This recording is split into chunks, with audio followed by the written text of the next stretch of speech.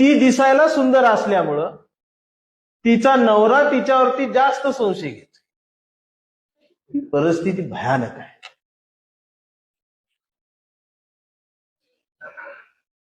त्यांना कुठली जात आहे? जग बदल घालुनी घाव, मज सांगून गेले भीमराव अण्णाभाऊ साठे. छत्रपती शिवाजी महाराजांचा पोवाडा विदेशात म्हणणारे अण्णाभाऊ साठे. आणि आता आमचे अण्णाभाऊ, आमचे अण्णा, आमचे लवजी असतात, आमचे आमचे. मी तर म्हणतोय एक कायदा करायला पाहिजे. असा जर एखादा बौद्ध बांधव आमचा म्हणाला बाबासाहेब आमचेच, उचला. साहित्यातल्या या प्रतिभावंत सूर्याचा खरा सन्मान रशियातल्या वास्कोच्या मातीत झाला. आता 1 ऑगस्टला दिसतील अण्णाभाऊ रथात आणि पुढे डीजे, आणि त्यांच्यासाठी पाहिजे पाऊस. आज जसा पाऊस पडला त्या दिवशी पडल्यावर पर्वणी असेल आणि पावसात नाचता येतं.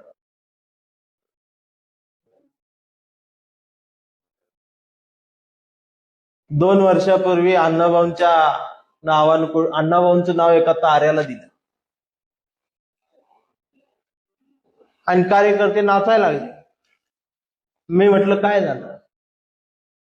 तर म्हटले नितीन दादा अण्णाभाऊंचं नाव ताऱ्याला दिलं. मला या आनंद झाला. म्हटलं दिलं. मग मी त्याला विचारलं, म्हटलं कुठं आहे तारा? ती वरच बघायला लागला. म्हटलं इकडं पश्चिमेला आहे, पूर्वेला आहे, वर तर सगळं ढगच. ते अजूनपर्यंत वरच बघत बसलाय. म्हणजे जी डोळ्याला दिसत नाही नीट तिथं नाव अण्णाभाऊंच. अच्छा, दिलं, तेवढा तरी सन्मान केला. माझी मागणी आहे लोकशाहीर अण्णाभाऊ साठेंना भारतरत्न पुरस्कारानंच आम्ही सन्मानित केलं पाहिजे. आणि त्या उंचीचा लेखक भारतामध्ये सुद्धा नाही. आता अनेक जण भोवया उंच करतील किंवा सोशल मीडिया कमेंट, अण्णाभाऊंना भारतरत्न कसा काय? त्यांना माझं एक प्रश्न आहे, सचिन तेंडुलकर कोण आपले मेहुणे आहेत का?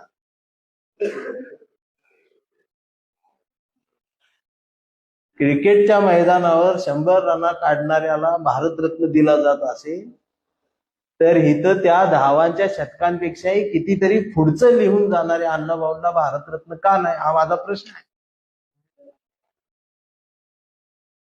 आजही मराठी साहित्यामध्ये मागण्या आमच्या असल्या पाहिजेत सगळ्यांच्या. अभ्यासक्रमात अण्णाभाऊसाठी नाही. अण्णाभाऊंचा एकच धडा स्मशानातलं सोनं अभ्यासक्रमात होता आणि तो धडा ज्या ज्या पोरांनी अभ्यासला, आज महाराष्ट्रात कुठेही जाऊन त्या पिढीतल्या कुठल्याही एका पोराला जरी विचारलं किंवा हुशार पोराला जरी विचारलं आवडते लेखक कोण, त्याने एकच धडा वाचलाय, पण अजून त्याला तोंडपाठ आहे. 20 वर्ष होऊन गेलेत लोकशाहीर अण्णाभाऊ साठे. मग इथल्या लक्षात आलं की अण्णाभाऊंना पुस्तकात घातले की आम्हाला कोण विचारत. माझं सांगणं आहे मराठी साहित्यातल्या सारस्वतांच्या बाजारात उभ्या असणाऱ्या शब्दांच्या व्यापाऱ्यांना, पाडगावकर, शिरगावकर, माडगुळकर, चाटे आणि माटेंच्या आधी अण्णाभाऊ साठेंना उभं केल्याशिवाय मराठी साहित्याचा उंबरठा ओलांडता येणार नाही. याचा अर्थ माझी कुणावर टीका आहे अशी नाही. आणि मी सर्वांना वाचतो आणि माझं सर्वांवर प्रेम आहे. माझे आवडते कवी मर्ढेकर आहे, माझे आवडते कवी लेखक पु ल देशपांडे आहे, खांडेकर आहे, वपू काळेंची एक वेगळी कथा मला आवडते, जयवंत कुलकर्णींची रहस्यमय कथा मला वेगळी आवडते, दांडेकरांचं ललित मला आवडतं, पण अण्णाभाऊ यापेक्षा वेगळे का? त्यांच्या समकालीन साहित्याचा अभ्यास केला तर लक्षात येतं त्यावेळेला असणाऱ्या लेखकांनी लिहिलेली उभी केलेली नायिका ही गॅलरीत बसून कॉफी घेतीये. अर्थात त्या काळात कॉफी पिणारी मुलगी होती. मॅक्सी घालून गॅलरीत कॉफीचा कप घेऊन वाफाळलेला त्या धुराचं चित्रण, त्या वाफेचं चित्रण, ती कॉफी, तिचे ओठ, तिचा चष्मा, तिचे घारे डोळे, हे चित्रण येतं. पण त्याच वेळेला उपाशी पोटानं इज्जत वाचवत पहाटेच्या अंधारात भाकरीसाठी संघर्ष करणारी नायिका अण्णाभाऊ त्यावेळेला उभी करतात. या दोन वेगवेगळ्या बाजू साहित्यातल्या आम्हाला बघायला मिळतात. अण्णाभाऊंनी माणसं जोडणारं साहित्य लिहिलं. अण्णाभाऊंनी मन जोडणारं साहित्य लिहिलं. स्त्री साहित्यिक अण्णाभाऊ हा एक वेगळा विषय असेल माझ्यावर. संवेदनशील मनाचा हा लेखक कितवीपर्यंत शिकला, किती दिवस शिकला हे महत्वाचं नाही. त्यानं लिहिलेलं अजून 150 पिढ्या तरी आम्हाला शिकता येणार नाही एवढं प्रचंड लिहून ठेवलं. प्रत्येक ओळीत अण्णाभाऊ प्रतिभेची उंची दाखवतात. फकीरा हा त्यांच्या लिखाणातला माइलस्टोन म्हणणार, दगड म्हणणार, खांडकीचा दगड. पृथ्वी ही शेष नागाच्या मस्तकावर तरलेली नसून ती श्रमिकांच्या तळ हातावर तरलेली आहे. हे इतकं ठामपणानं विज्ञानवादी अण्णाभाऊ, मानवतावादी अण्णाभाऊ, त्या काळातले तुम्ही चित्रपट जरी बघितले किंवा कथा कादंबऱ्या जरी सर वाचल्यात तर बऱ्यापैकी गावगाड्यावरचा मराठा समाजाचा पाटील देशमुख हा लेखकांनी खलनायक म्हणूनच उभा केला. चित्रपटांमध्ये सुद्धा पाटील असाच विषा पेळणारा, बाई वाड्यावर या, तमाशाच्या फडात फेटाव जाळणारा किंवा एखाद्या नायिकेवरती अब्रूला हात घालणारा पाटील चित्रपटांमधून, साहित्यांमधून उभा केला जात होता. त्या काळात अण्णाभाऊ आमच्या महारामांगांच्या लेकी बाळींची आबरू वाचवणारा सत्तू भोसले उभा करतात. आमच्या वारणेचा वाघ. आणि अजूनही जुन्या म्हाताऱ्या बायका ज्यांनी अण्णाभाऊंना बघितलं, वाचलं, त्या सत्तू भोसलेच्या कथा वारणेच्या खोऱ्यात आजही म्हाताऱ्या बायका सांगतात. अण्णाभाऊंचे हे वेगळेपण आहे. रशियाला गेलेले अण्णाभाऊ खर तर या महाराष्ट्रात 2 तुकाराम खऱ्या अर्थानं मराठी साहित्यामध्ये मला दिसतात. एका तुकारामानं अभंग लिहिला आणि मराठी मनाला जाग करण्याचा प्रयत्न, तर दुसऱ्या तुकारामानं कथा लिहिली, कादंबरी लिहिली, शाहिरी लिहिली आणि मराठी मन जाग ठेवण्याचा प्रयत्न केला. पहिल्या तुकारामानं हातात टाळ घेऊन समाज जागवण्याचं काम केलं, तर दुसऱ्यानं डफावर थाप बडवून संयुक्त महाराष्ट्राच्या चळवळीला हात मारला. यातले पहिला तुकाराम म्हणजे संत तुकाराम, दुसरा तुकाराम म्हणजे तुकाराम भाऊ साठे, लोकशाहीर अण्णाभाऊ साठे. आज गुरुपौर्णिमा आणि ह्या सगळ्या विचारधारेचा झरा जर आम्ही शोधत शोधत गेलो तर याचा उगम मला आलमप्रभूंजवळ सापडतो. आणि मग तिथून बसवेश्वरांच्या ओंजळीनं ही सगळं मानवतेचं पाणी या भारतामध्ये वाहत आलेला आहे. त्यातला एक निखळ सुंदर झरा म्हणजे अण्णाभाऊंचं साहित्य. त्यातली एक वाहणारी नदी बाबासाहेब आहे. त्यातला एक सुंदरपणानं धबधबणारा कोसळणारा म्हणजे छत्रपती शिवाजी महाराज. हे आमचे महापुरुष आहे. पण आमचं झालंय काय, आम्ही हिसकावून घेतले. म्हणजे अण्णाभाऊ माझे, बाबासाहेब आमचे. कधी कधी तर एक जण असं होतं की माझ्या रक्तात छत्रपती शिवाजी महाराज आहे, माझ्या रक्तात बाबासाहेब आहे, माझ्या रक्तात अण्णाभाऊ आहे. जीभ बाहेर काढून ओरडतात. मी हळूच बाजूला जाऊन म्हणतो, रक्तात तांबड्या पेशी पांढऱ्या पेशी असतात, आणि जास्त लाडू चहा झाला असला तर शुगर सापडत. दुर्बीन मधनं बघितल्यावर ते दिसत. असं म्हणल्यावर मारत्यात,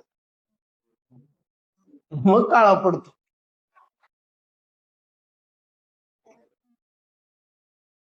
आपली पत्रिका कधीतरी फेसबुकवर टाकली होती. मी सहज समोर आली, त्या खाली कमेंट पाहिजे, मला शिया, ह्याला कशाला बोलवला. म्हटलं का बोलला.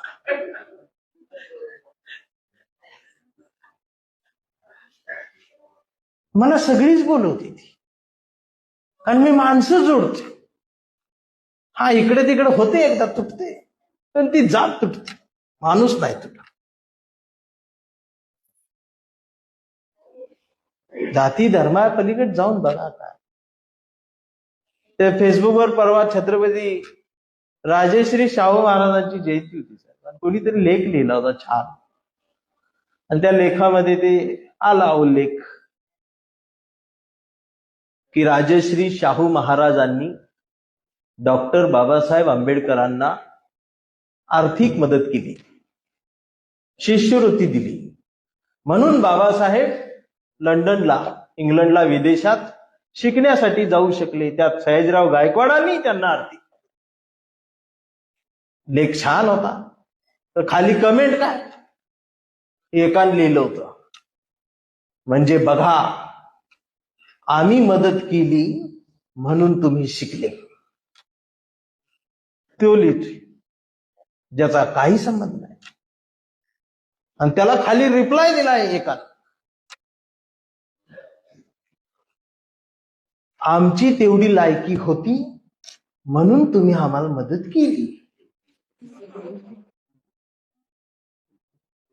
हे बोलतायत कुणावर, शाहू महाराज, बाबासाहेब.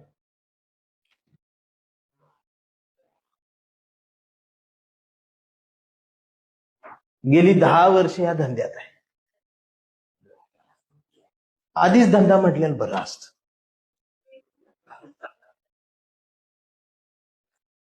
खूप प्रयत्न केला कसाब सर जात लपवून ठेवण्याचा, पण शोधलीच.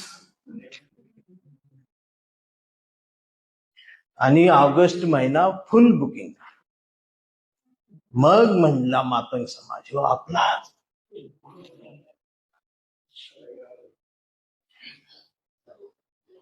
ही परिस्थिती भयानक आहे.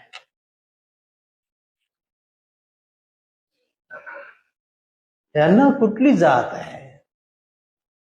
जग बदल घालुनी खाव मज सांगून गेले भीमराव अण्णाभाऊ साठे. छत्रपती शिवाजी महाराजांचा पोवाडा विदेशात म्हणणारे अण्णाभाऊ साठे. आणि आता आमचे अण्णाभाऊ, आमचे अण्णा, आमचे लवजी असतात, आमचे आमचे. मी तर म्हणतोय एक कायदा करायला पाहिजे. असा जर एखादा बौद्ध बांधव आमचा म्हणाला बाबासाहेब आमचेच, उचला.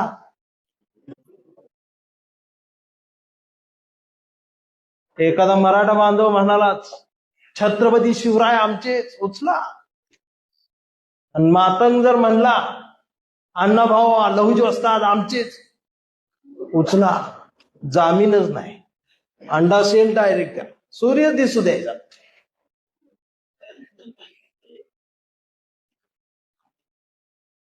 आणि आम्ही तारा शोध वर बघायला ना, अण्णाभाऊ खाली पुस्तकात आहे येड्याने.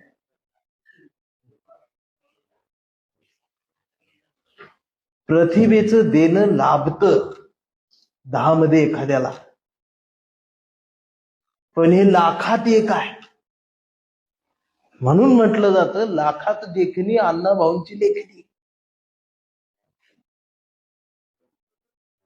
बऱ्याच मराठी साहित्यिकांनी इंग्रजी साहित्याचं रूपांतर मराठीत केलं आणि अण्णाभाऊसाठी एकमेव साहित्यिक आहेत मराठीतले. इतरांची झाले, पण सगळ्या जगात सगळ्या भाषेत अण्णाभाऊंच्या साहित्याचं रूपांतर. एवढंच कशाला सांगू, मराठी साहित्यातले काही लेखक अशी आहेत ज्यांनी आधी इंग्रजीतलं मराठीत लिहिलं, पण पहिल्या आवृत्तीवर उल्लेखच नव्हता हे तिकडचं आहे. मग कुणीतरी ते काढलं शोधून, मग ते लेखक म्हणले ते कव्हरवर छापायचं राहायचं.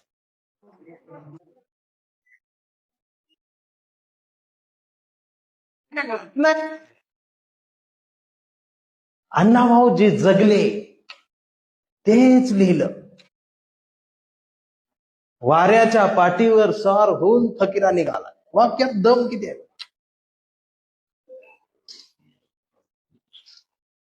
अण्णाभाऊंच्या प्रतिभेची उंची मला एका कथेत सापडते, म्हणजे ती मोजताच येत नाही. फकीरा ही तर अण्णाभाऊंचं म्हणजे सगळ्यांचं आवडतं साहित्य आहेच.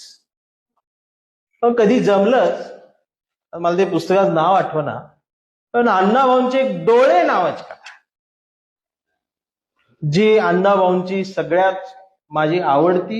अण्णाभाऊंचं जेवढंच आहे सगळं आवडतंच, पण डोळे महिन्यातून एकदा दोनदा वाचतोच. एखाद्या मुलीच्या डोळ्याचं वर्णन कशा शब्दात करावं आणि ती मुलगी कशी उभी करावी. अण्णाभाऊंची डोळे नावाची एक कथा आहे.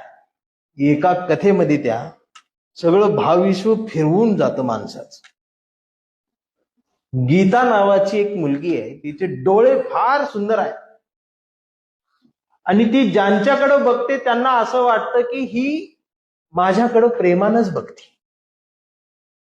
आणि प्रत्येकाला संशय असतो की ही माझ्या प्रेमात, कारण तिचे डोळे खूप बोलतायत, तिचे डोळे सुंदर आहेत आणि तिचं लग्नही झालेलं आहे. अण्णाभाऊंनी फार सुंदर वर्णन केले ते. आणि तिचे डोळे सुंदर असल्यामुळं, ती दिसायला सुंदर असल्यामुळं तिचा नवरा तिच्यावरती जास्त संशय घेतो. कुठलाही पुरुष तिच्याकडे बघायला लागला तर याच्या नवऱ्यालाही असं वाटतं की ह्या पुरुषासोबत माझ्या बायकोचं काहीतरी असलं पाहिजे. पण तरीही गीता डोळ्यांची पापणी खाली ठेवत, नजर जमिनीकडे टाकत जगण्याचा प्रयत्न करते, आणि तिचाच एक दीर तिच्या आबरूला घाला घालण्यासाठी बसलेला आहे. आणि दुपारी ती एकटी असताना तो घरात येऊन त्याच्या मनातलं वादळ तिला सांगू पाहतोय, आणि तेवढ्यात तिचा नवरा आल्याची चाहूल लागते, हा मागच्या दारान पळून जातो. आणि तो पळून जाणारी आकृती नवरा बघतो आणि त्याला दाट संशयाची खात्री होते. त्याच्या लक्षात येतं की आता जी व्यक्ती गेली ती व्यक्ती माझ्या बायकोसोबत काहीतरी त्यांचं आहे सुरू. आणि म्हणून गीतावरती तो शिव्या द्यायला सुरुवात करतो, गीताला भांडतो, आणि मग सगळ्यांचं मोबाईल एकदाच कसं वाजतं.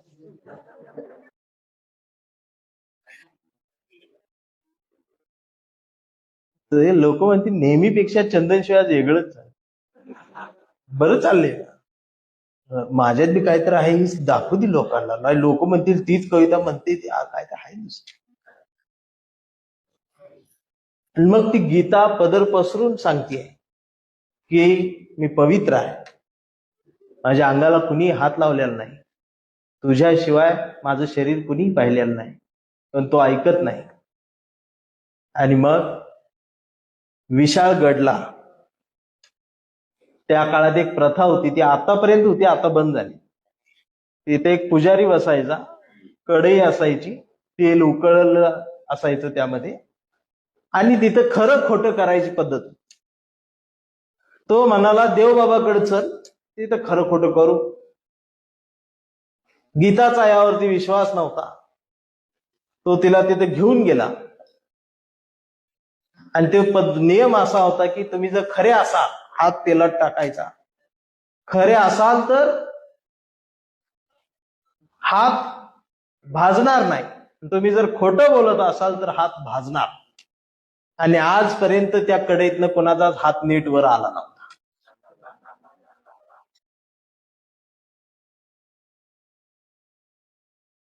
मग गीता तिथं उभी राहिली आणि पुजाऱ्यानं सांगितलं घाल हात, तू जर खरी असशील तर तुझा हात भाजणार नाही, तेल उकळलेला आहे, आणि तू जर खोटी असशील तर तुझा हात भाजून चमडं निघून जाईल. आणि मग गीताच्या लक्षात आलं की तुम्ही किती खरी असली तरी विज्ञानाच्या नियमानुसार हात काही नीट वरती येणार नाही. आणि मग गीता तिथं बंड करते. अण्णाभाऊ काय करतात पात्रांच्या कृतीतून, गीता तिथं म्हणते पुजारी बाबा तुम्ही देवाच माणूस, तुमचा थेट संबंध देवाशी आहे, मी साधी बिचारी बाई, तुम्ही असं करा, माझ्या वतीनं तुम्हीच त्याला हात घाला. मी जर खरी असेल तर तुमचा हात भाजणार नाही, आणि मी जर खोटी असेल तर तुमचा हात भाजेल. यावरती त्या आजवर सुरू असलेल्या परंपरेला, व्यवस्थेला धक्का दिला, प्रश्न केला, म्हणून तिथं तिला नाकारलं. आणि मग तिच्या नवऱ्यानं सुद्धा तिथंच तिला मारहाण करून तिला सोडून दिलं. आणि रात्रीच्या अंधारात विशाळगडच्या डोंगरावरून ती चालत कोल्हापूरच्या दिशेने येते. आणि रात्रीच्या अंधारात अण्णाभाऊ मावळणीकडे का कुठंतरी तिकडे गेलेले आहेत, आणि त्या रस्त्यानं अण्णाभाऊ चालत तिथं भेटताय अंधारात, आणि चांदणं पडलेलं आहे. आणि अण्णाभाऊची आणि त्या गीताची ओळख होते. पहिल्या भेटीतच भाऊ बहिणीचं नातं निश्चित होतं. आणि अण्णाभाऊ रात्रभर चालत, तो रात्रीचा प्रवासही त्यामध्ये गुंड दरोडेखोर मागावरती आहे, तिला वाचवत अण्णाभाऊ सकाळी तिला नागावला आणून सोडतात, तिच्या दारात तिचं घर बघतात, आणि अण्णाभाऊ निघून पुन्हा वाटेगावला येतात. आणि कथेचा शेवट, काही दिवसानंतर अण्णाभाऊ त्याच भागात फिरत चालत गेलेले असतात.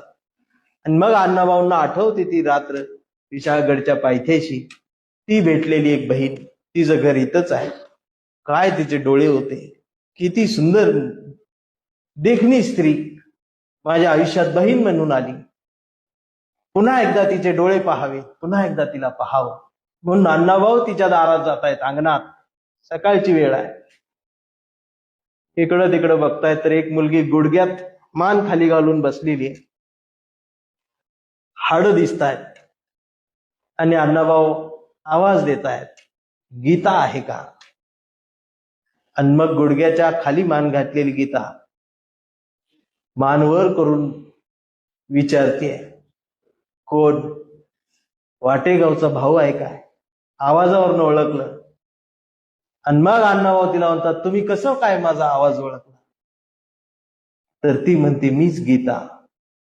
आणि मान वर करून अण्णाभाऊंकडे बघते, त्यावेळेला अण्णाभाऊ हादरून जातात, कारण गीताचे दोन्ही डोळे नसतात, तिथं फक्त भुयार असतात. आणि अण्णाभाऊ म्हणतात, जगातले मी पाहिलेले एवढे सुंदर डोळे कुठं गेले त्यावरती उत्तर देते. याच डोळ्यांनी घात केला, याच डोळ्यांनी सौंदर्य दिलं, पण याच डोळ्यांनी संशय दिला, याच डोळ्यांनी जगणं मुश्किल झालं, याच डोळ्यांच्या सुंदरतेमुळे संसार मोडला.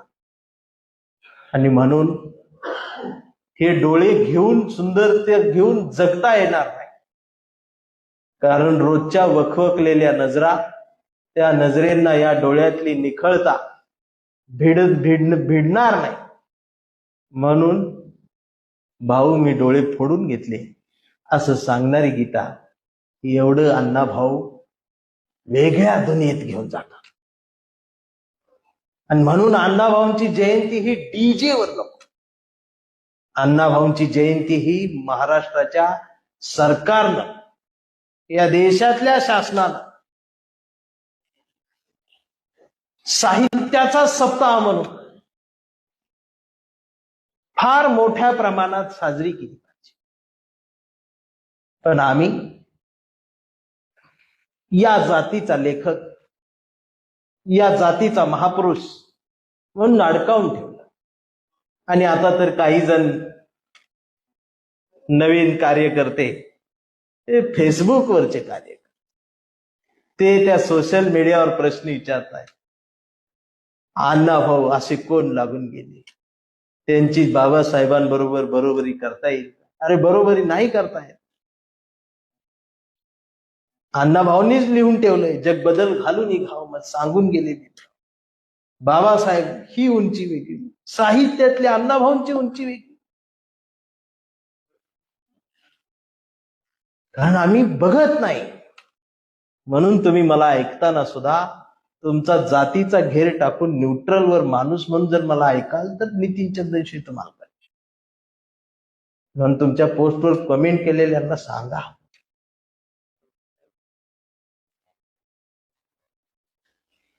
देश स्वातंत्र्य होऊन किती वर्ष झाली आणि आम्ही अजून बी भाकरीसाठी संघर्ष सुरू आहे.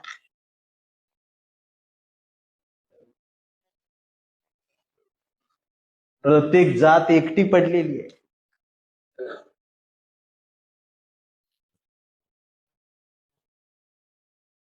मला वाटतंय सरकारी सेवेत, नोकरीत, पेन्शनवर असणारी तुमच्यातली बसलेली ही शेवटची पिढी आहे. आता काही नोकऱ्या नाहीत. आणि कितीही काही झालं तर आपली पोरं डॉक्टर होतील. 20 लाख रुपये फी आहे वेगळ्या बॅचची, फक्त त्यातनच डॉक्टर होते. तुमची सुद्धा अभ्यास करून तहसीलदार झालेली शेवटचीच पिढी. पेपरच फुटतेस.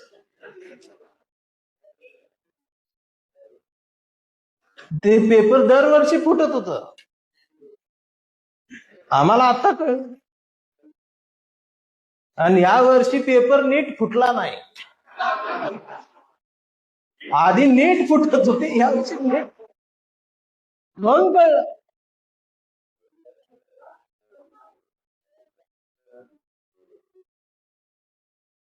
म्हणजे ते आता डॉक्टर जे आहेत, भीती वाटते हो, जाऊ का नको जाऊ.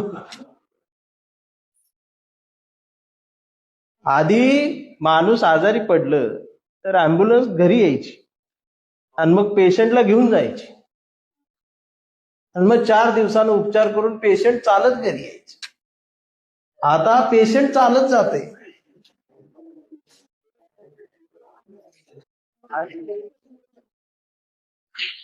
अँब्युलन्स त्याला सोडायला येते, नाकास तापून जात. त्या डॉक्टरनं पण सगळ्या देवांचं फोटो लावलेला असतो. ते ऑपरेशन थिएटर मधनं बाहेर येते, नातेवाईक पुढे थांबलेले असतात, असा हात पुढे करतोय हँडग्लोव्ह काढून. शेवटी माझ्या हातात काय आहे? नातेवाईक हातात बघतात, म्हणतात मग कुणाच्या हातात? ते हातावर सगळं देवाच्या हातात. वर बघतात, मग आपला देव कुठे आहे? ते देव शोधूस तर खाली यो हातात बिल ठेवू. बिल भरा आणि बॉडी घेऊन जा. नातेवाईक म्हणतात बॉडी काल चांगली होती, देवानी बोलावलं, आपलं काय चांगलं? आम्ही हात जोडून तिथं कोणतरी वरडाय बघते, तेवढ्यात कंपाऊंडर म्हणते इथं रोड नका.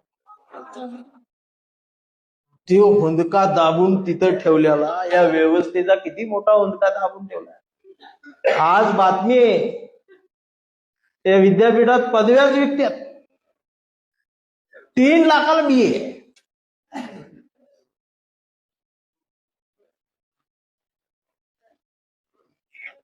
कसं होणार? अण्णाभाऊ साठेंची डिग्री कुठली, कुठल्या शाळेत शिकले, तर किती मोठं शहाणपण देऊन दिलं. आज आमचं तेच झालंय, आमचं शहाणपणच कमी पडते.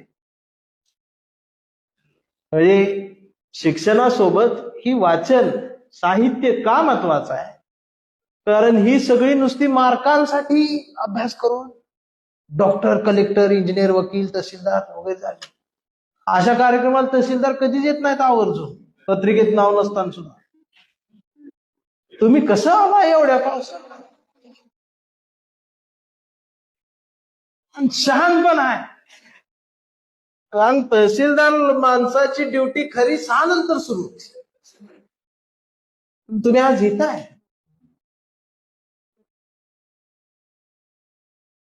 का? त्यांनी जी उल्लेख केला स्मशानातलं, तेव्हाच कळेल म्हणजे ही इकडचा तहसीलदार. पुस्तके म्हणजे शहाणपण. नाहीतर मग त्या खरातकड कोण गेले? डॉक्टर, इंजिनियर, वकील, न्यायाधीश, इन्स्पेक्टर गेले. गौंडी, सुतार अजिबात फिरकला. ते आपलं कुठंतरी आपलं गल्लीतच एखाद्या असत्या लिंबू बिंबू धावते, आपलं काय ती उतारा टाकला, त्याचा विषय संपला हो. आणि त्यानं ती आपण ती चल्लसाट खेळत होतो अंकुश दादा, चिचुक अर्धा करून पांढरं काळ ते 4 चौकोन टाकून चल्लसाट, 4 जण आम्ही बहिणी. अखंड चिचुका नाही, तो अर्धा तुकडा 3.5 लाखाला ऐकलाय. लोकांनी विकत घेतलाय. मी बघितलं ते अंगठी एखादा दाखवला, म्हटलं का मी बी अड्यात निघलो. शहाणपण नाही. फक्त अण्णाभाऊंचं साहित्य वाचा असं नाही, आमचं मराठी साहित्य फार समृद्ध करणारं साहित्य. अजून पण आमच्या बऱ्याच पिढ्यांना आलम प्रभू हे नावही माहिती. बसवेश्वराला ओंजळीत घेण्याआधी आलम प्रभूंच्या पायाला स्पर्श केल्यावरच बसवेश्वर घेतायत. पण बसवेश्वर आम्ही टाकला मंदिरात. आता रागवती मला ही म्हणून मी मार खाते.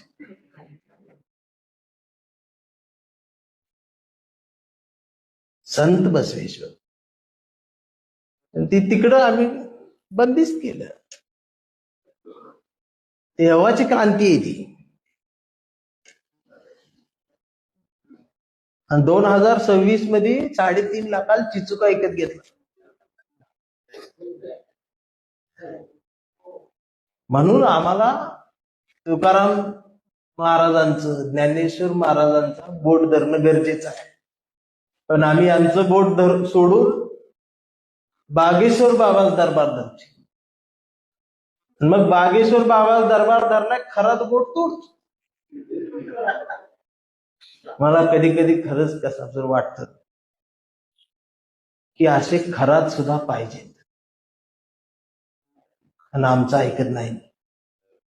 ते बरोबर करतो.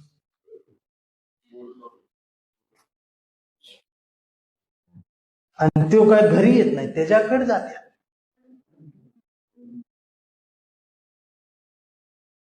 पण तो सापडला बी पाहिजे सारखा.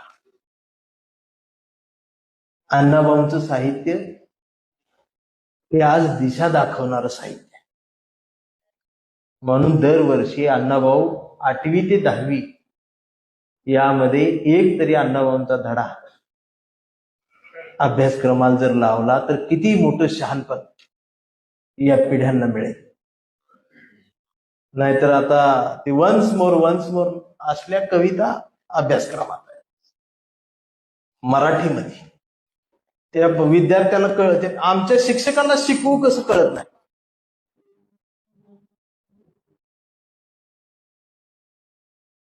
हे असं आहे. ही सिस्टीम तयार झालेली आहे. जरा विरोधात आला की काही न करता म्हणून आम्ही झुरळ. अण्णाभाऊंच्या साहित्याचं देखणेपण हे मानवतावादी अण्णाभाऊ, स्त्रीवादी अण्णाभाऊ, संवेदनशील अण्णाभाऊ. अण्णाभाऊ तरी आपल्याला माहिती आहे. अण्णाभाऊंचे भाऊ आहेत एक बंधू शंकर भाऊ साठे, ते सुद्धा फार मोठे साहित्यिक कथा लेखक आहेत. त्यांची पुस्तकं आहेत.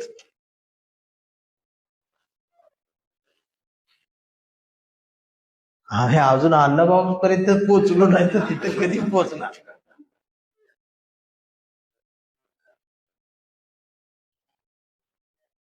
अण्णाभाऊंचा उपयोग हा जगणं समृद्ध करण्यासाठी करता येईल. आता ते फक्त एकच पुस्तक अण्णाभाऊंचं फकीरा फकीरा फकीरा देते. त्याच्यावर पिक्चर बी आता काहीतरी येतोय. फकीरा हा वेळ लावणार पात्र आहे. निस्वार्थीपणानं लढणार. पण अण्णाभाऊ खूप ठिकाणी बघायला. म्हणून आज कवितेपेक्षा तुम्ही जरा सगळे जर वैचारिक माणसं दिसलात, चेहरे सांगतात की त्या जातीचा आहे म्हणून आपल्या. म्हणजे हे एका नाही, म्हणजे तुमच्या काळातलं उदाहरण सांगतो. नवीन नवीन लग्न झालेलं असतं. 5 दिवस लग्नाचे संपतात. नवरीचं हळदीचं अंग पिवळं झालेलं हळूहळू उसरू लागते हळद. आणि मग नवरदेव सुद्धा मनगटातली सुपारी सोडतो आणि रानात पेरणी करायला निघतो. आंघोळ करून गडी बाहेर येतो तर नव्यानं नवरी आलेली घरात ती पहिल्यांदाच चुलीजवळ बसते.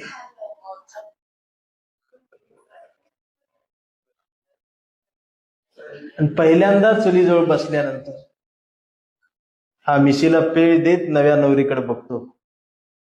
ती भाकरी थापायला बसते आणि हिरव्यागार बांगड्यांनी तिचं मनगट दोन्ही भरलेली आहे. बावरलेली पुरगी, नवी नवरी, नवी हळद, नवी मेहंदी, भाकरी थापतीये. आणि भाकरी थापता थापता तिच्या मनगटातला एका काकणाचा वन भाकरीवर उमटतो. आणि भाकरीवर वन उमटतो तसाच वनासहित भाकरी तव्यात येते. पाणी लावलं जातं पण वन टोकदार असल्यामुळं वन तसाच राहतो. भाकरी फुगती भाजून देते पण काकणाचा वन, बांगडीचा वन तसाच राहतो अर्धवर्तुळ आकारावर. तशीच भाकरी बुट्टी देते, गड्याची आंघोळ होते आणि म्हणतोय भाकरी बांधूनच दे, रानात गेल्यावर खाईन. मग फडक्यात भाकरी बांधून देते. डाळीची उसळ, लोणचेची फोड, कांदा. गडी रानात येतो. अर्ध रान भांगलून होतं, काम करून होतं. आणि दुपारी भूक लागल्यावर बांधायला येतो, फडकं सुटतो आणि नजर भाकरीवर पडती. पहिलीच नजर त्या काकणाच्या वानावर जाते, त्या घासावर जाते. डोळे भरून येतात. भाकरीचा तुकडा तोडतो, उसळीच्या घासाला लावतो, लोणच्यावरून फिरवतो आणि जिभेवर टाकतो, मिशीला पीळ देतो आणि वावराकडे एकटक बघत राहतो. पहिल्या बायकोचा पहिला घास. तुम्ही किती मन लावून ऐकताय.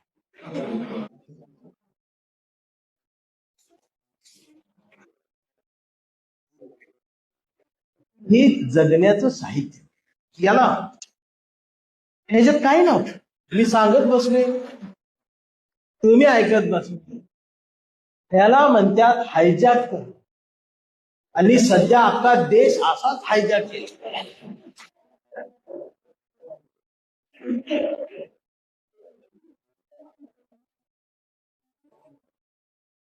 याची एक शेवटची ओळ अशी होती की त्या काकणाचा वन उमटलेला भाकरीचा घास, त्या घासाची लज्जत, त्या घासाची चव आणि त्या घासातली इज्जत ही त्या हिरव्यागार चुड्याच्या धन्यालाच कळत असते, इतरांना त्याचा अंदाज येईल.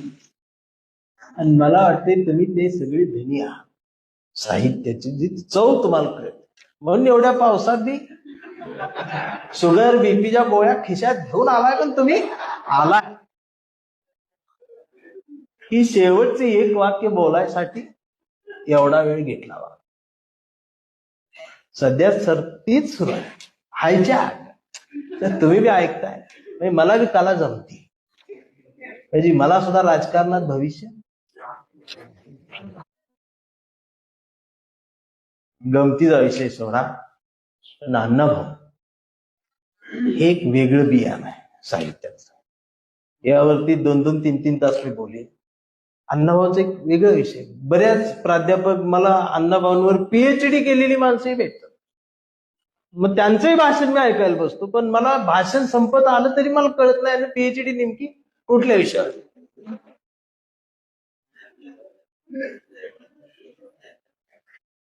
म्हणजे वाटेगावला जन्म झाला, मुंबईचा प्रवास, चिराग नगरची भूत, इरेन गाडो खाल्लं, नरसू, ह्याच्या पलीकडे पण अण्णाभाऊ नाही काय काय आहे.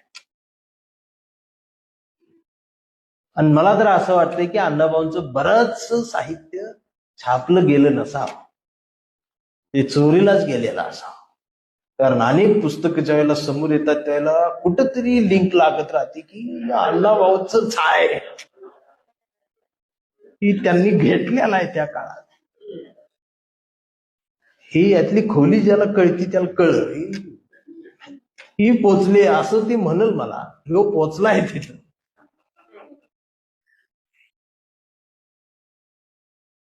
आयुष्यभर शब्दांची सेवा, महाराष्ट्राची चळवळ, संयुक्त महाराष्ट्राची चळवळ, कॉम्रेड अण्णाभाऊ हा एक वेगळा विषय, अण्णाभाऊंच्या आयुष्याची सायंकाळ हा एक वेगळा विषय, लेखक असणारे अण्णाभाऊ आणि सर्व जाती धर्मांचं प्रेम मिळवणारे हे अण्णाभाऊ.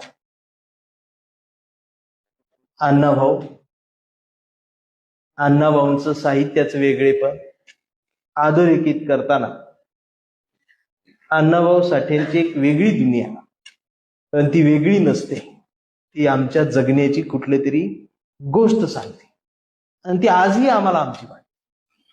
मग स्मशानातलं सोनं मधला भीमा, पोटासाठी मड्याच्या तोंडात हात घालणारा भीमा.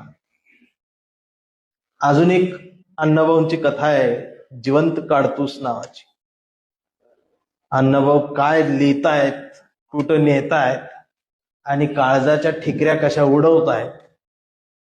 2 भाऊ आहेत आणि 2 भावांच्या बायका सख्या बहिणी, सख्या जावा आहेत, आणि चौघेही खाण काम करायचं, गुरासारखं काम करतायत खाणीत. दिवसभर राबतायत, संध्याकाळी ते पाल टाकले तिथं झोपतायत, आणि अधून मधून मटण, थोडीफार दारू चौघही घेतायत. आणि मग एक दिवस ठेकेदार जास्त दारू जास्त मटण देते, आणि मग संध्याकाळी दारू पिऊन मटण खाऊन चौघच्या चौघ झोपतात. नशा वाढते आणि रात्र गडद होत जाते. तशी त्या रात्रीच्या अंधारात ह्या चौघांकडून एक चूक होते. थोरल्याची बायको धाकट्याजवळ आणि धाकट्याची बायको थोरल्याजवळ जाते. अंधारात आणि नशेत काहीच कळत नाही, आणि सकाळचा सूर्य उगवतो, पहिलं किरण ह्या जवळ पालावर पडतं झोपडीवर, आणि मग लक्षात येतं उजेडात रात्री घडलेलं सत्य, नशेत अंधारात घडलेलं पाप. वहिनीला आई म्हणणारा भाऊजी आणि भाऊजीला लेकरासारखं बघणारी आई, वहिनीचा कधी चेहराही न पाहिलेला दीर, फक्त पायाकड बघून जगणारा, या अडाणी माणसांनी सुद्धा जपलेली ही संस्कृती आणि यांच्या नशेमध्ये ही मनात आलेली विकृती आणि ही चौघच्या चौघ याचं वर्णन अण्णाभाऊ फार जबरदस्त करतात. चौघच्या चौघ एकमेकांशी काही बोलत नाही, कसलाही या चौघांमध्ये संवाद होत नाही. चौघच्या चौघ चालत खालीवरती येतात आणि मग ते सुरुंग ठेवलेले आहेत तिथं आणि ते सगळे सुरुंग गोळा करतात. सगळे सुरुंग गोळा करून चौघही त्या सुरुंगावर उभे राहतात. वात हातात धरतात, पेटवली जाते. कुणीच एकमेकांना बोलत नाही आणि स्फोट होतो. चौघांची आतडी, रक्ताचे ढाळ सगळ्या त्या खाणीभर पसरली जातात. कोणाची बॉडी कुठली काय कळत नाही. प्रायचित्त नावाची कथा आहे.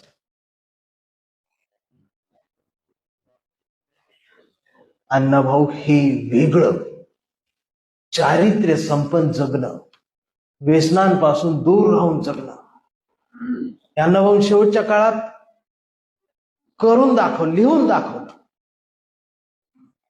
या लेवलला कुठला लेखक गेलेला मला दिसत. मी खरं सांगू, आमच्या अण्णाभाऊ साठेंना जर त्या काळात इंग्रजी भाषेची खिडकी उघडी झाली असती तर शेक्सपियरला सुद्धा मांडीवर झोपवण्याची ताकद असणारा हा एकमेव साहित्य.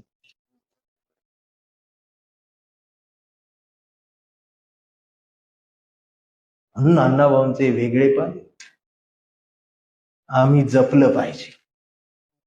अण्णाभाऊंचं साहित्य अभ्यासक्रमात आलं पाहिजे.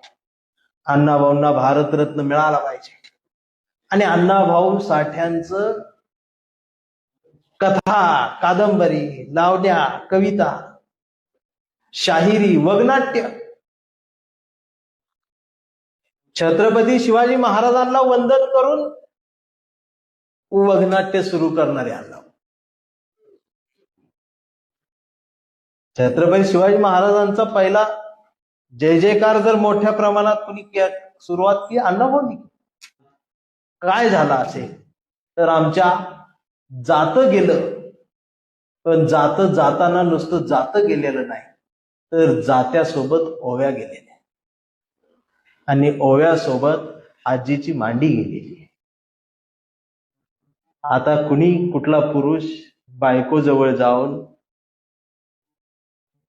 स्वतःची चूक झाली म्हणून बायकोच्या मांडीवर डोकं ठेवून रडत नाही. चार चौघात त्याला रडायची लाज वाटते, कारण रडलो तर समाज मला भित्रा म्हणेल, बांडगुळ म्हणेल. म्हणून माणूस आता रडायचं विसरून गेला आणि पहिल्यासारखं आता मुली सुद्धा नांदायला जाताना रडताना दिसत नाही. त्या नाचतच रील काढते ते.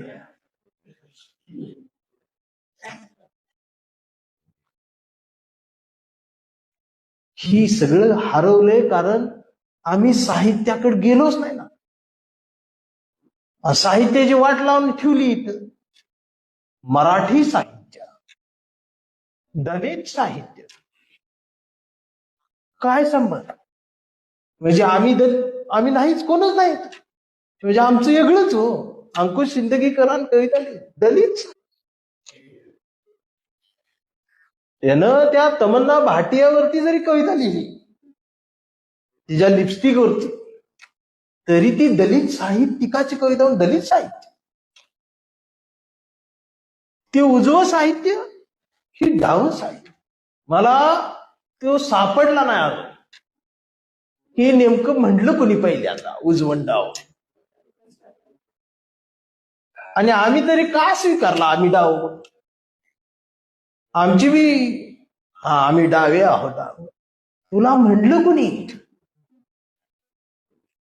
तो उजवा कसा, तू डावा कसा? म्हणजे एका शरीराचे दोन भाग झाले कसे? उजव्या विचारसरणीचं साहित्य, डाव्या विचारसरणीचं साहित्य. मग आमचे डावे बी कट्टर, उजवे बी कट्टर. मग त्यांचं अखिल भारतीय मराठी साहित्य. मग आमचं दानपेटी घेऊन विद्रोही साहित्य. उदगीर मध्ये झालंच. मला एक फोन आला होता, पण मी मानधन माहिती म्हटलं मी येत नाही. कारण मला तेव्हा बिझनेस काढला होता. अहो, घरी गेल्यावर बायको विचारते किती सत्कार झाले, नाही विचार, पैसे किती आणले ती विचारते. आणि का कवीनं शबनम घालून हिंडावं? कवीनं सुद्धा आता दाबून मानधन घेतलं पाहिजे. जर गौतमीताई 5 लाख घेत असती तर 5,000 धरी आम्ही आहोत. आता फोन येतात बा अण्णाभाऊसाठी, दादा तारीख पाहिजे. मग मानधनाच बोलणं झालं, पहिलं वाक्य, समाज गरीब आहे.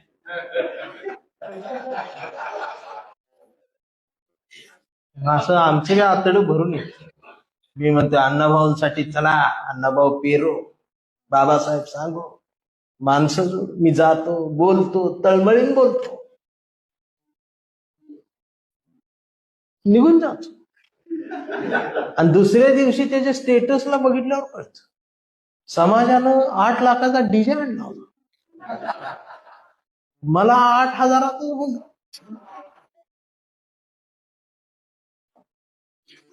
समाज माजलाय, सगळंच आहे, सगळीकडे आहे. म्हणून मी बी काय करतोय, सीझन बाय सीझन. औषध मात्र तीच, बाटली बदलायची, जशी जयंती येईल तशी जात बदलायची. करू काय आता, ही बघितलं शिव्याच खाली, ती बी गोधडीत झोपून. सिस्टीम बदलली पाहिजे. अयो झोपलाय गोधडीत, पाऊस बाहेर, थंडी वाजते त्या, आणि ते फेसबुकवर काय लिहिले, सिस्टीम बदलली पाहिजे. कुठं गाणं कुठलं, जागा असावं, भीमाचं पिल्लू जागा असावं, ऐकते झोपून.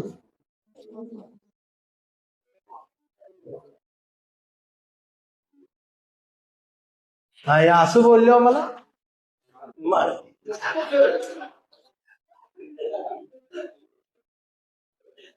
गमतच आहे ना सगळी. हे डावं उजवं का?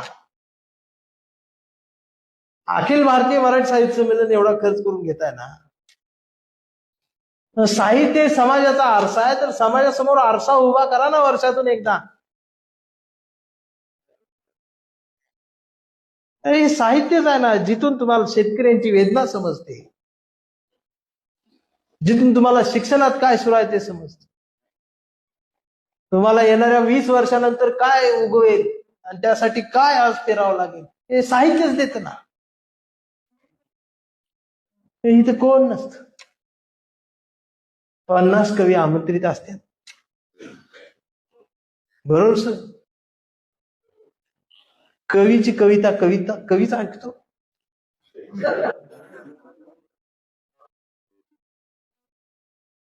एक कवी पुढे जातो, खाली 49 राहते, तो कविता म्हणतो, इकडनं ट्रॉफी पाकिट मिळालं, ते घेऊन जातो, राहिले 49, मग वरती दुसरा येतो, खाली 48, मग 47, शेवटी एकच इथूवर. आणि त्याला ती माईकवाला मंडपवाला म्हणती लवकर आव.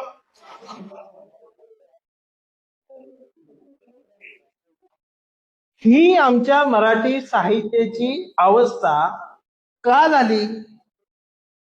कारण आम्ही ओरिजिनल साहित्यिक लेखकांना आम्ही पुढे आणलंच नाही. आम्ही बिनकामी साहित्यिक महाराष्ट्राच्या माथ्यावर मारले. हारो बाय मान. तुम्ही दरवर्षी अण्णाभाऊसाठी ठेवा पुस्तकांमध्ये, आणि फक्त अण्णाभाऊ साठेंचा फक्त बारका फोटो साहित्य संमेलना पत्रिकेवर छापा, आता महाराष्ट्र येते. वामन दादा कर्डक आहे, आमचे शंकर पाटील आहे, सुरेश भट. आता तुम्ही म्हणशील हे तिकडे कुठे गेला, हे त्यांचं जसं झालं तसं आमच्याही चुका आहे. आमच्यातल्या एखाद्या साहित्यिकाला जरा तिकडचं पण, आम्ही वरण भात वालं वाचत नाही म्हणूनच तुला घेत नाही.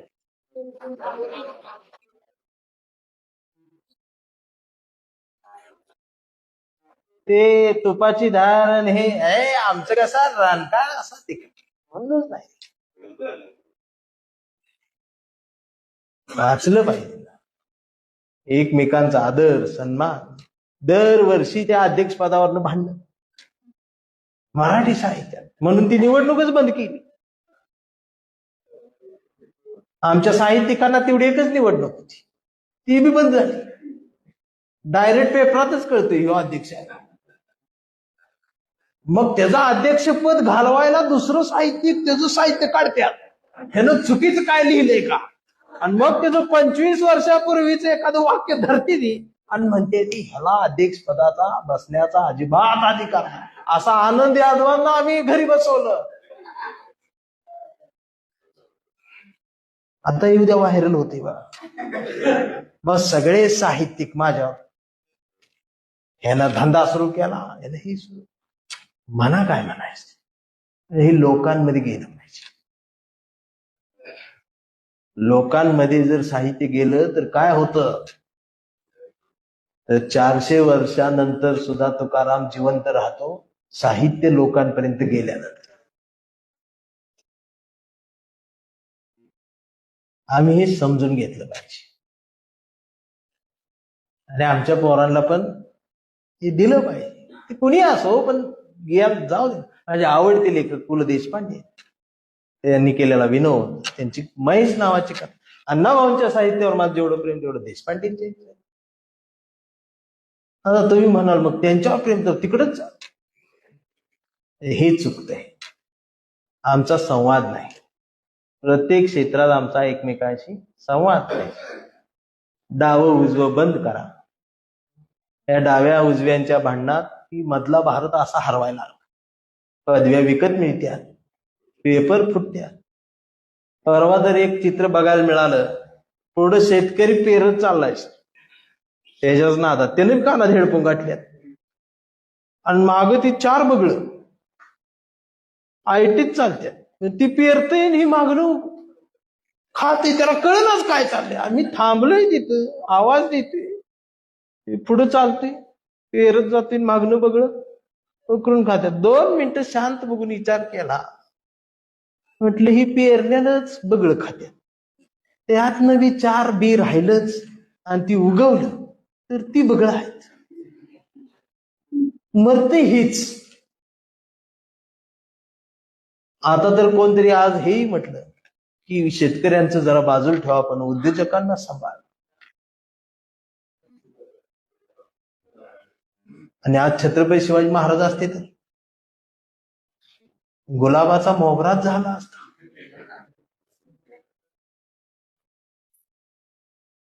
ही साहित्याची भाषा.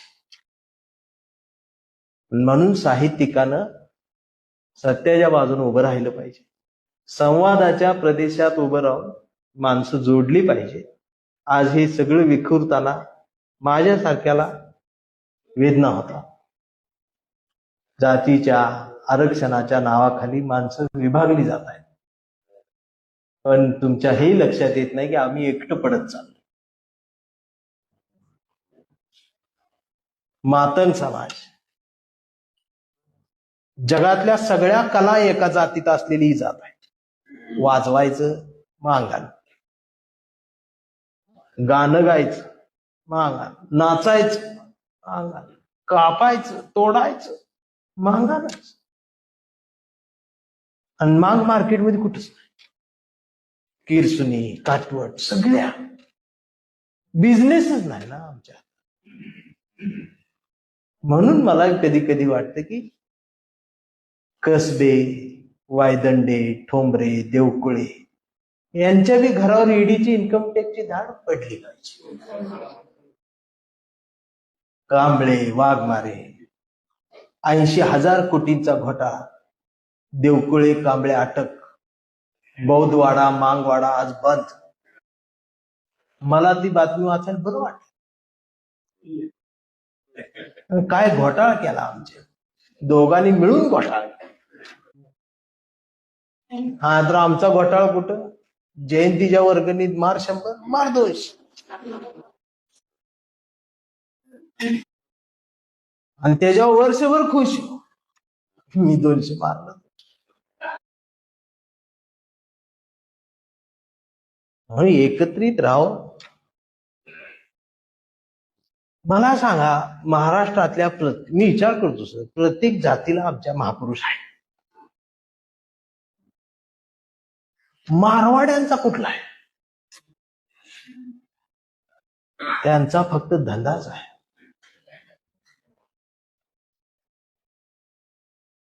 आता पिवळे झेंडे छापले त्याने, दांड लावून तयार आहेत.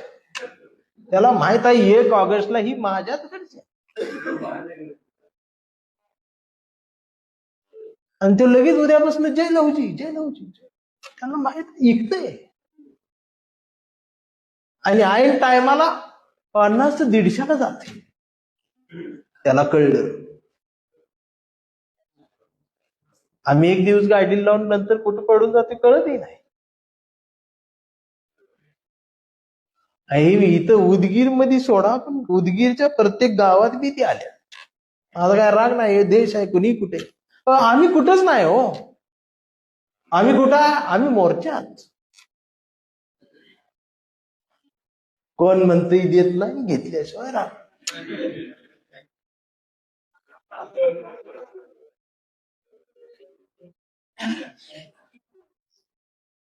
रागाव नका. त्यात पातेल्यातनं दूध संपलंय, आणि ती खरडून काढायसाठी कसली बांध.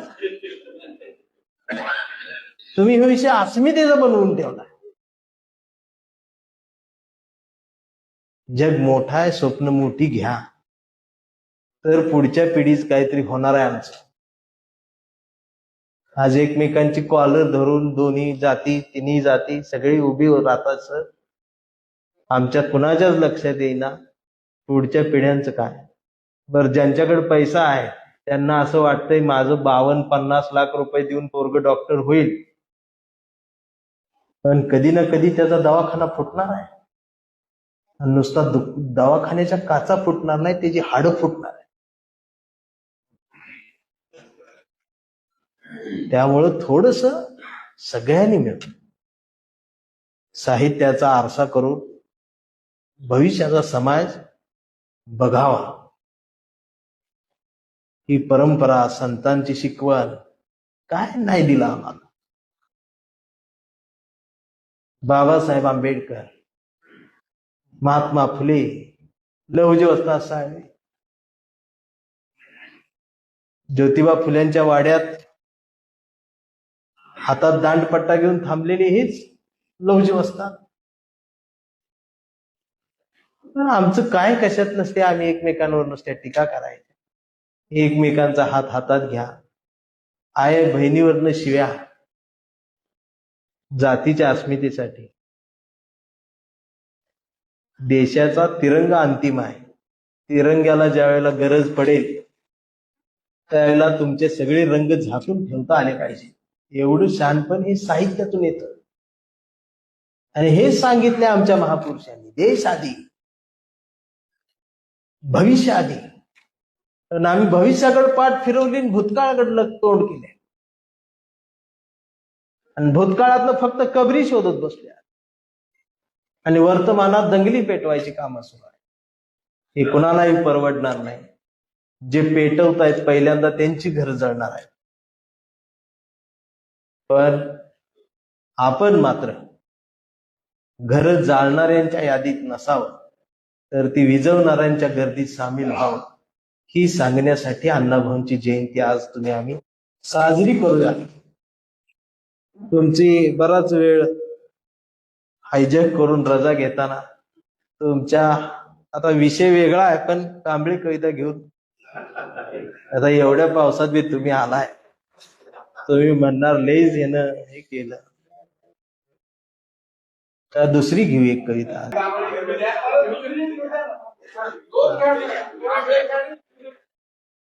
आधी एक वेगळी घेतो.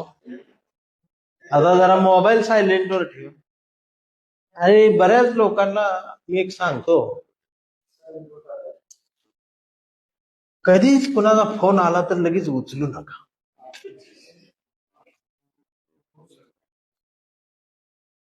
एक 15-20 मिनिटं 2 तासांत थांबा. कारण काय होते, त्याला माहिती असते ह्याला कधी फोन करा हे उचलते, तुम्ही उचलताय म्हणून त्याच्या नजरेत तुम्हाला किंमतच नाही.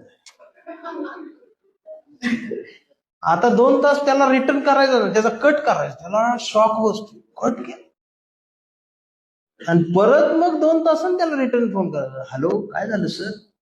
फोन करा, उचलला सर, मीटिंग मध्ये होतो.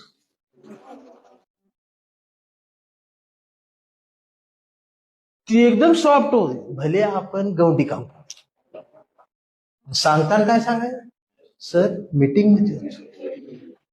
झोपलेला असो, हातात मोबाईल असो, बघायला येते, पण आपल्या रीळ चालूच ठेवायला, उचलायचा नाही. 2 तासांनी रिटर्न करायचं, सर काय झालं? फोन का उचलला नाही? सर मीटिंग मध्ये होतो. ते म्हणले ना, कसल्या मीटिंग? महत्वाच्या मीटिंग. आता एवढं सांगून मी तुम्ही फोन उचलला ना, तर मग तुम्ही आणि तुमचं आयुष्य तुम्ही बघून घ्या. मग बायकोचा फोन आल्यावर कट करते सगळी.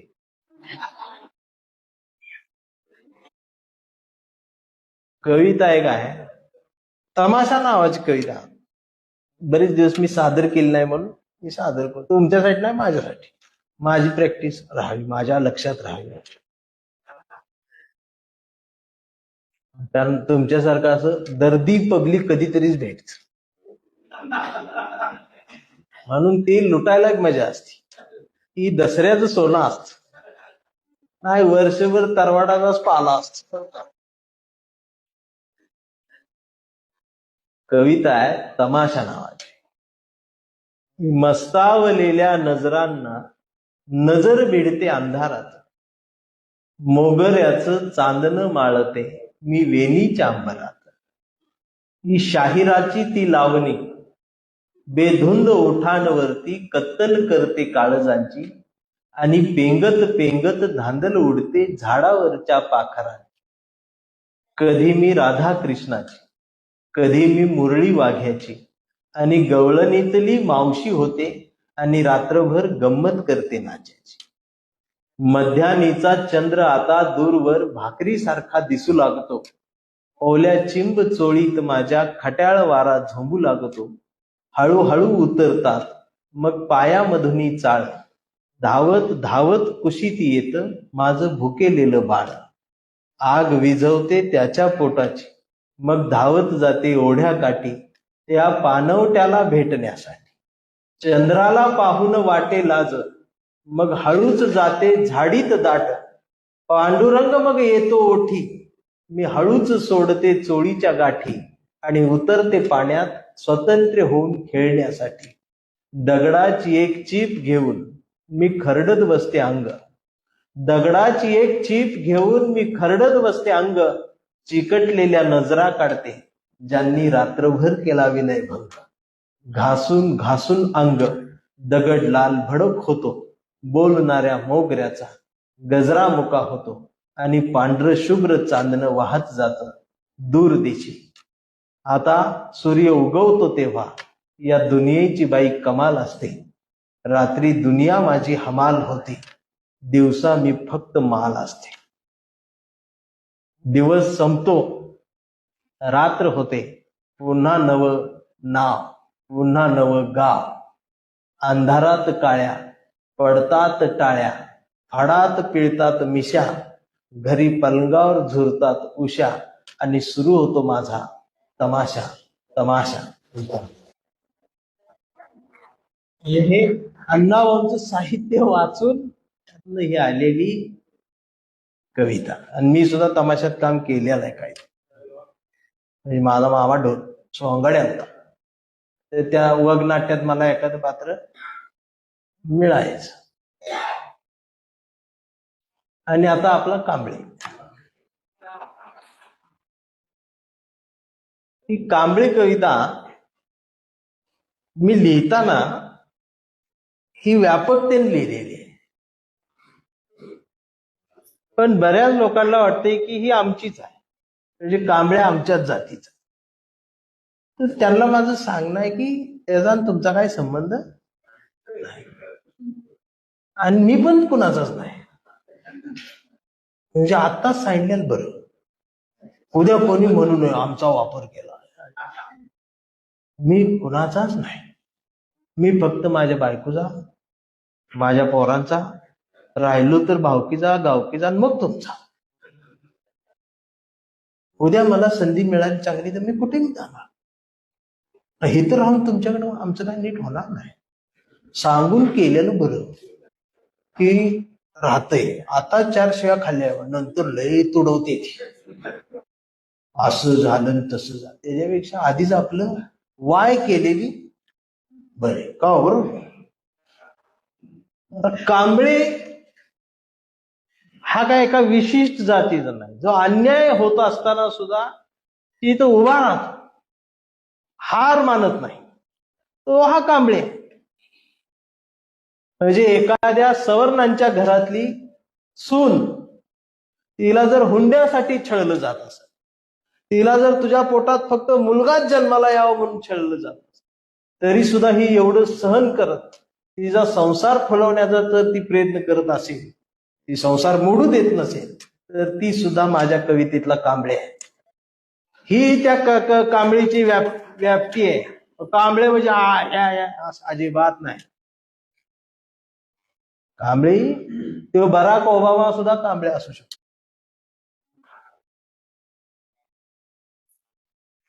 आणि बरेच जण मला म्हणतात की हो इकडे बी जातो तिकडे बी जातो. उद्या डोनाल्ड ट्रम्पनं जरी बोलवलं तरी मी जाणार आहे. पण त्याला सुद्धा मी हेच सांगणार आहे. आणि माझ्याकडे दुसरं सांगण्यासारखं काय आहे. बाटली कुणाची असो, औषध माझं. ह्या विचारात मानवतावादी पुरोगामी संवादाची भाषा. मला वाटते ही भाषा कुणाला आवडणार नाही असं कुणी नसेल. आणि जर कुणी असेल तर ते त्याचं आयुष्य त्याच्या संग तुमची कट्टरता तुम्हाला एक दिवस डबऱ्यात घालणार आहे. आणि ही डबऱ्यात घातल्यानंतर बी तुम्ही कट्टरता म्हणत असणार, वर्ण माती बी तुम्हीच उघडून घेणार. श्वास गुदमरून मरणार आहे तुम्ही कट्टरतेच्या नादात. कधीतरी बाबासाहेबांना आरक्षण दिलेले बाबासाहेबांच्या पलीकडचे पण बाबासाहेब बघा ना.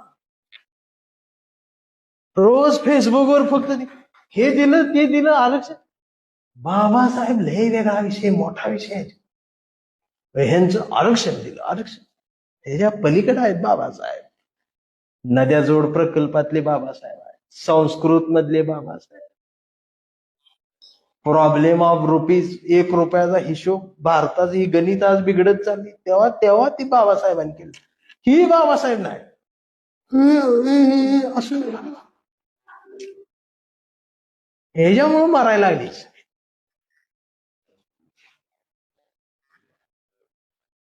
आणि दुसरं कोण जय भीम म्हणली मग म्हणा त्याची जात कुठली. आता जगात भारतात सगळीकडे जय भीमच म्हणते. मग आता जावा सगळ्यात जाती हिंडत शोधत बसा. मग आंबेडकरवाद्याला जात नसते. त्यामुळे स्वतः बाहेर पडा द्यात ना, मग बाबासाहेब कळते. आता एवढं बोलून बी जर एखाद्याला शिवी द्यायची असली द्या. कविता आहे आमचा कांबळे, 1980. त्यांनी कटच करणार, आता काय उचलते. नंतरचा मीटिंग मध्ये होता. कविता आहे आमचा कांबळे, की आमचा कांबळे लय हुशार, कधीच नाही रडला, नुसताच कानला. कांबळे शाळेत गेला, मास्तरनं फळ्यावर सरस्वती काढली, पण कांबळेनं पाटीवर सावित्री काढली. म्हणून मास्तरनं कांबळेला चिडून असा तुडवला, असा तुडवला, पण कांबळे बी हुशार, नाही रडला, नुसताच काढला. हा, कांबळे वयात आला, विशीत आला, मिशीत आला आणि कांबळे गुलाबी झाला आणि प्रेमात पडला. मग गार्डन मध्ये बसल्यावर तिने विचारली त्याची जात.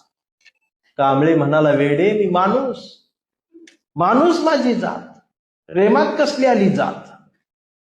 मग तिनं बी कांबळेला कोपऱ्यात नाही असा तुडवला, असा तुडवला. पण कांबळे बी हुशार, नाही रडला, नुसताच काढला. हा, कांबळेचं लग्न ठरलं. घरचे म्हणाले मुहूर्त पहा. कांबळे म्हणाला, पटत नाही, महात्मा फुले वाचा. नातेवाईक म्हणाले सत्यनारायण. कांबळे म्हणला, जमत नाही, बाबासाहेब वाचा. मग भावकी म्हटली, कुल दैवत बोकाड तरी का. कांबळे म्हटला, पटतच नाही, गाडगे बाबा वाचा. मग घरच्यांनीच दार लावून कांबळेला बोकाड शिजवून असाच तुडवला, असाच तुडवला. पण कांबळे हुशार, नाही रडला, नुसता हाच काढला. हा, मग कांबळे चळवळीत आला, सामाजिक, राजकीय सगळे गटतट. कांबळे सर्वांना म्हणला, सगळ्यांनी एकत्रित या, मानवतावादी, शिव शाहू फुले आंबेडकर समजून घ्या, अण्णाभाऊसाठी समजून घ्या, लहुजी साळवे समजून घ्या, मुक्ता साळवे, सावित्रीबाई फुले, सगळे आपले एकत्रित राहा, एकत्रित राहा, एकत्रित या. मग कांबळे दिवसभर एकत्रित या म्हणून बोंबलत राहिले. आणि मग संध्याकाळी सगळे मोर्चे एकत्रित आले आणि सगळ्यांनी एकत्रित येऊन आपल्याच कांबळेला असाच तुडवला. मग याला कळलं की तुडवायला एकत्रित आले. पण कांबळे नाही राहिली, नुसताच काढला. मग ती कांबळे मुलगा मोठा झालाय. परवा कांबळेच्या मुलानं कांबळेला विचारलं, ते रील बघत, की डॅडा, फुले शाहू आंबेडकर अण्णाभाऊ साठे कोण डॅडा? ही संविधान काय भानगड डॅडा? आणि छत्रपती शिवाजी महाराज खरंच जन्माला आले होते डॅडा? आता मात्र कांबळे पेटला. मग त्यानं दार लावून पोरालाच असाच तुडवला, असाच तुडवला. पण चिरंजीव कांबळे हुशार, तो डबल हुशार, दोनदा काढला. मग याच्या लक्षात आलं, डीएनए मध्ये ही डबल गेलं, पण विचार ही पुस्तकात जात होते. आणि आता कांबळेला वेड ठरवलं गेले. या व्यवस्थेचा एक वेगळा दवाखाना आहे. कांबळेला वेड ठरवून गेले आणि कांबळेला वेड्यांच्या दवाखान्यात दाखल केले. पण कांबळे तिथं सुद्धा वेड्यासारखं बडबडतोय, मानवतेच्या घोषणा देतोय, एकत्रित राहा म्हणतोय, तिरंगा महत्वाचा आहे म्हणतोय, देश महत्वाचा आहे म्हणतोय, संविधान महत्वाचं आहे म्हणतोय, लोकशाही महत्वाचं आहे म्हणतोय, या देशातलं शिक्षण महत्वाचं आहे म्हणतोय, शेतकरी महत्वाचा आहे. पण डॉक्टर सुद्धा कांबळेला श्वाप देऊन तुडवत आहे. पण कांबळेच्या एका हातात कुठल्या रंगाची चिंधी नाही. या देशाचा तिरंगा घेऊन कांबळे संविधान उघडून बसलाय आणि डॉक्टर त्याला श्वाप देऊन तुडवत आहे. पण कांबळे नाही रडत, नुसताच करतोय. हा कांबळे जोपर्यंत जिवंत आहे तोपर्यंत माणुसकी, मानवता आणि हा विचार या देशात जिवंत राहणार आहे. सुरुवात झाल्यापासून शेवटपर्यंत कोणी उठून गेलं नाही. याबद्दल खरंच मी कौतुक करतो. काल बाहेर बी पाऊस आहे, जात आहे.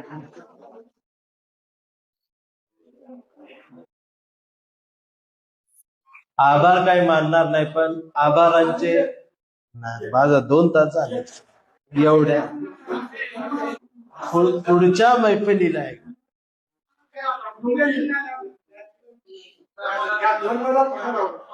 की सारे धर्मग्रंथ वाचले हे पण मराठी साहित्यात पहिल्यांदा घडते.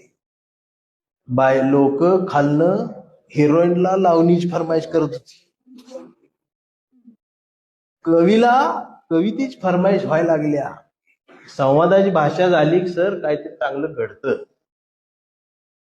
सारे धर्मग्रंथ वाचले, पान चाळताना फक्त एवढीच चूक झाली, बोटाला जिभेवर न्यावं लागलं. मी धर्मालाच थुक्का लावला आणि मी मानत झालो.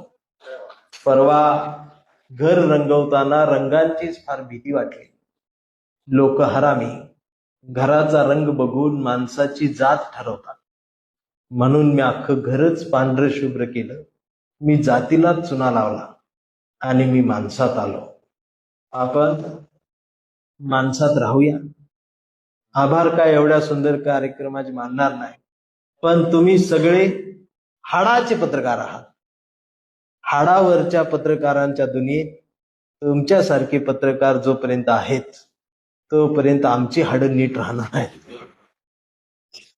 म्हणून एवढं सुंदर जयंती, पत्रकार लोक आहेत सर सगळी, आणि तुम्ही सगळी जण आहात.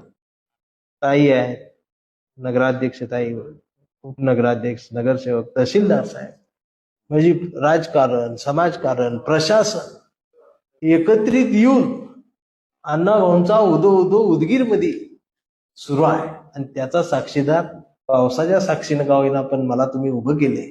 म्हणून आभारांचे भार कशाला, सत्कारांचे हार कशाला, मनात एक घरटं बांधूया, त्या घरट्याला दार कशाला, झुळझुळत्या या अण्णाभाऊंच्या साहित्याला आपल्याही डोळ्यांचा उजेड देत राहूया.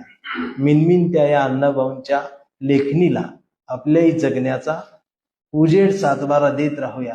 जोपर्यंत अण्णाभाऊंची लेखणी, अण्णाभाऊंचं साहित्य आमच्या मनाला साथ घालत राहील त्याला आयुष्यभर प्रतिसाद देत राहूया. कांबळे कविता संपली तेव्हाच कार्यक्रम संपलेला होता. नंतर मी परत हायजॅकच करत होतो.